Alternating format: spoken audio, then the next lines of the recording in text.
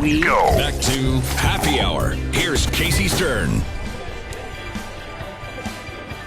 Little Cadillac Ranch. I like it. Bruce, we are rolling in Happy Hour. 866-652-6696. Round in the house. Coming round the way in just a wee bit. Foreign substances, the discussion. Among other things, including Mike and Charlotte on the White Sox. Mike, how are you, sir? What's up?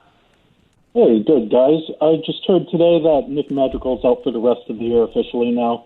Was wondering if you guys knew of any one-year deals of someone that the White Sox could go after, or if you think that they would think about moving Moncada back over to second base so that they could pursue a third baseman. Well, I think you got to go the first route because, look, I can't explain why guys perform better and more comfortably at the plate when they're more comfortable in the field, other than the common sense side of it. And I've discussed this over the years many times on this show. The common sense side of it is still a pretty strong argument that clearly it makes sense that if I don't have to think about how much focus I got to put on the defense because I'm not comfortable in a position, then I will perform better. Moncada not only performed better defensively at third, but started to hit way better and be more comfortable at the plate. I don't know if you can go back the other way. As far as second baseman that you can get, I think there are plenty. Now, Adam, why don't you save that for? You want to save that for Round in the House? Okay. You save it? Okay. Yeah, I'll save it. Adam has a solution. Yeah, and it's a good choice. Good solution. Round of the House. From a guy local down here from Georgia. 866-652-6696. Jay's in North Carolina.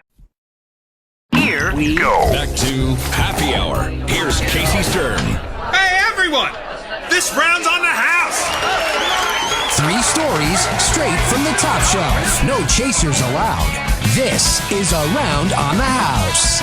It is that time because that's who we are. Giving things back to you, like information you might already have, but twisting it in different ways. And going around the house. Hey, everyone. It's Adam Mendelson. Adam. Hey, Casey. Hey, buddy. Shout out to Mike and Charlotte who brought up this story in the last segment, but I already had it planned for Round on the House, so I'm gonna do it anyway. The White Sox announced today that Nick Madrigal is out for the season after undergoing surgery. He was placed in the IL last week. They were going to hope maybe that they could find a way to get him back for the end, but he has a couple of tears in his hamstring. He's out for the season, which led to Mike's question, who should the White Sox go after? And I think, and I've seen this on Twitter, I can't take credit for it. I don't know who tweeted it first, blah, blah, blah. But I think Adam Frazier should be the target for the White Sox. He's a really good hitter, really good defender, fills that hole nicely. Madrigal was a really good hitter and a good defender. And I don't think you're going to have to pay a lot for him. He's got one more year of arbitration as a free agent after next season. Maybe you can also get a bullpen arm while you're talking to the Pirates. They have a decent bullpen as well. So maybe you can go for a twofer there. I think that is a really good fit if you're not going to fill from within. There are other options out there, but I think Adam Frazier for a team that looks like they can win a World Series is the type of player you want to go out and get. Look, I don't dislike the option at all. I think it's a good one. I think there are cheaper ones in terms of depending upon what you're willing to give up. I'll explain. I've said this before, but I do believe that during this time period this year, because of all the money lost last season, picking up just cash is going to enable you to get almost anyone you want without having to give a lot if they're done at the end of the year. Because if I'm not going anywhere, you're offering to pay the rest of my bill. That's more money I can save off what I lost last year and what I can then spend in free agency. Some of the guys just off the top of my head that would be less and or be done at the end of the year because of money, because look, because of what you just said, and I get the arbitration and I understand that well he's playing and the number is going to go, all that. But you're talking about then getting prospects, right, in return. And that's a problem because that's what the Pirates want. Jonathan Scope, former Oriole legend, 1-year deal, done at the end of the year. And these, again, off the top of my head. If you wanted to move Moncada back to second, Kyle Seager, done at the end of the year. Could put him at third base. Josh Harrison, our guy, who's playing really well, who could play second for you, move around, winning player. Not going to cost you like anything in that case. Another guy who's playing for a team right now that doesn't look like they're going anywhere fast anytime soon. There are a lot of those kind of players that I think maybe are easier just because it's just, hey, I throw you some cash and pay for a guy for the rest of the year and he's a free agent, because then I don't have to give you anything for him. The Pirates with an Adam Frazier, I mean, it could have a hefty price tag. The guy's also probably the leader in that room, which is going to be valuable to them. And they're going to, look, even if it's not as valuable as they're going to make it, they're going to make it valuable. I'll throw another name at you that would be interesting that's in division. Whit Merrifield. Are we already starting the Whit Merrifield annual trade I'm starting rumors? the Whit Merrifield. Okay. He's got one more year after this year. He's not making like any money. And I know they don't want to deal him. And I understand all of those things. And I know in-division trades, and I understand all those things. But the good thing about a Merrifield is that when you get the next year and Madrigal is healthy, Merrifield can play anywhere you want. You can move him around, and they certainly, remember, corner outfield spot will be open next year for that team. You could possibly put him at third base. I mean, you could put him at you could do anything with him. I like him too.